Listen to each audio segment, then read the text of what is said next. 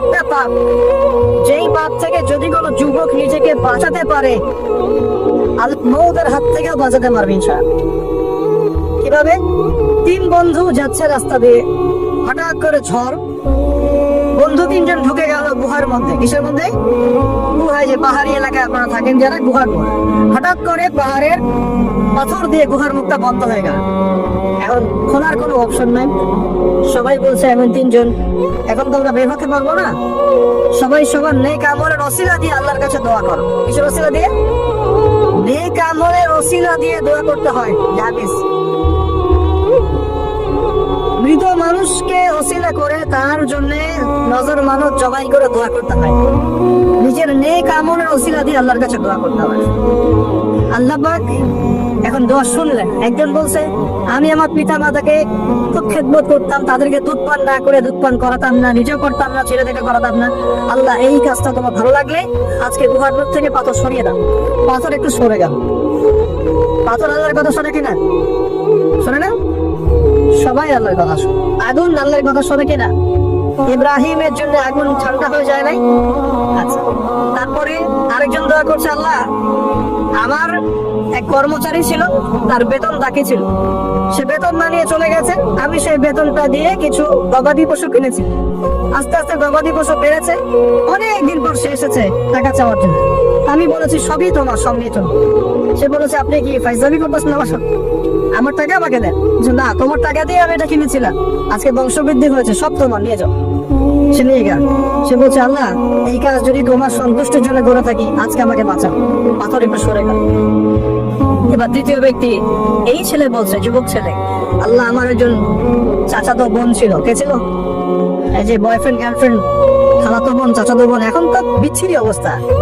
এখন এমন একটা অবস্থা, সভ্যতার রিপোর্ট গুলো করে দেখি, ভাইও বোনের সাথে জানা করে না। ওদের ওখানে নিজের আপন পিতার দ্বারাও মেয়ে হ্যারাসমেন্টের শিকার আছে। ওরা আমাদেরকে শেখায় এখন ভালো মনটা বললো, আর আমরা আমাদের মাথাটা কবে যে বিক্রি করে দিলাম। ওদের কাছ থেকে ভালো মন্দ শিখতে হচ্ছে, কোরআন সুন্নাহ বাদ দিয়ে ওদের কাছ থেকে ভালো মন্দ শিখতে হচ্ছে। তো চাচাতো বোনকে সে খুব ভালোবাসতো, তাকে সে পেতে চাইতো, মানে তার সাথে সেক্সুয়াল সম্পর্ক করতে চায়, সোজা কথা বল। এখন সেই মেয়েকে অনেক প্রস্তাব দেয়, সেই মেয়ে রাজি হয় না। শেষে বলে, যদি আমাকে 1000 বা 100 স্বর্ণ মুদ্রা দিতে পারো, দিনার, তাহলে আমি তোমার সাথে সেক্স করবো, মানে জেনা করবো। নাউজুবিল্লাহ। সেই ছেলে অনেক কষ্ট করে এই টাকাগুলো বা এই দিনার গুলো অর্জন করে, কামাই করে, দিন রাত পরিশ্রম করে, ঠিক আপনারা যেমন করছেন। না তো এরপর সে তার স্বর্ণ মুদ্রা দেয়, দিয়ে বলে যে এখন আমাকে আমার কাজ করতে দাও। তখন সেই মেয়ে রাজি হয়। ঠিক যে মুহূর্তে তারা সেক্সুয়াল সম্পর্কটা করবে, ঠিক ওই মুহূর্তেই এই মেয়ে বলে ওঠে, এ আল্লাহর বান্দা, আল্লাহকে ভয় কর। আমি সারা জীবন আমার সতীত্বকে ধরে রেখেছি, কাউকে দেইনি। আমি কারোর সাথে এরকম অন্যায় করি নাই, আমি খারাপ মেয়ে নই। তুমি আমার ইজ্জতটা নষ্ট করো না। কে বলছে কথা? ওই অবস্থা থেকে কি একটা ছেলে উঠে আসা সম্ভব?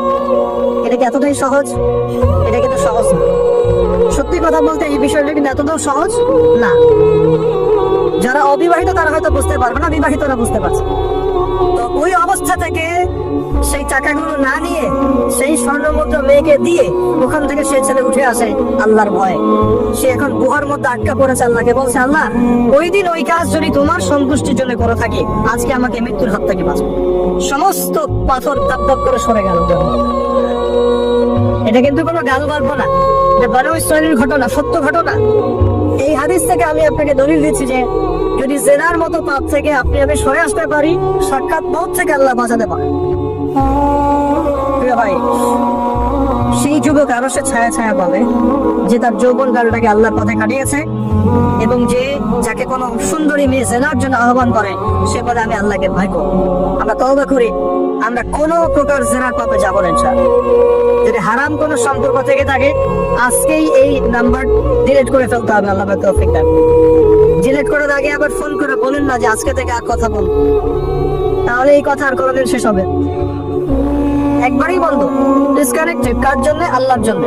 এবং এটা করার পর আল্লাহকে বলতে হবে, আল্লাহ শুধু তোমার ভয়ে এবং তোমার সন্তুষ্টি পাওয়ার জন্য আমি জেলা থেকে বেরিয়ে আসলাম। আল্লাহ তুমি আমাকে হেদায়েত দাও, ঈমান দাও, আমল দাও, এবং তোমার রাস্তায় আমাকে বেহিসাব রিজিক দাও।